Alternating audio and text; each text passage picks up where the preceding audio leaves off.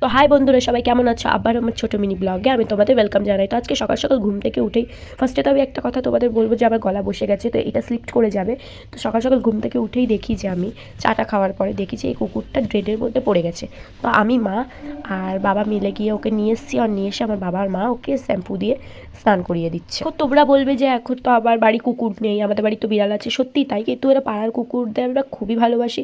প্রাণী বলতেই আমরা আমাদের ফ্যামিলি বা আমরা খুবই ভালোবাসি। তো এই কুকুরটা আমাদের বাড়ি আসে, খাওয়া দাওয়া করে, এর নামও দেওয়া হয়নি, নাম আমরা নিশ্চয়ই দেবো। আর আমার বাবা একটা কথা বলেছে, এই কুকুরটা তো এই বাড়ি ওই বাড়ি যায়, তার থেকে ভালো আমরা একে পুষে নিই।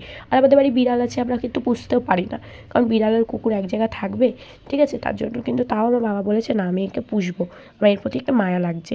তো যাই হোক বন্ধুরা, আমার মতো কারা কারা বা আমাদের ফ্যামিলির মতো কারা কারা প্রাণী ভক্ত আমাকে নিশ্চয়ই কমেন্ট করে জানাবে। আমাদের দেশে এরকম অনেক মানুষ আছে যারা এই অবুঝ প্রাণীদের কিন্তু অনেকভাবে মারধর করো, ঠিক আছে? তোমরা খেতে না দিতে পারো, এদের মেরোও না, ঠিক আছে? এরা কিন্তু আমাদের উপরেই নির্ভরশীল। তো যাই হোক বন্ধুরা, তোমরা মারধর করো না, এটুকুই বলবো। আর যদি কারো তোমরা কেউ দেখেও থাকো, তাদের প্রতি প্রোটেস্ট করো যে না, এরকম করাটা উচিত না। তো যাই হোক, তারপর ওর একটু পায়ে কেটে গেছিলো, তো আমার বাবা ওইখানে একটু মলম দিয়ে দিল। তো আমার মতো কারা কারা প্রাণী লাভার্স আছো আমাকে কমেন্ট করে জানাও। আর টাটা বন্ধুরা, এইটুকুই তোমাদের সাথে শেয়ার করলাম।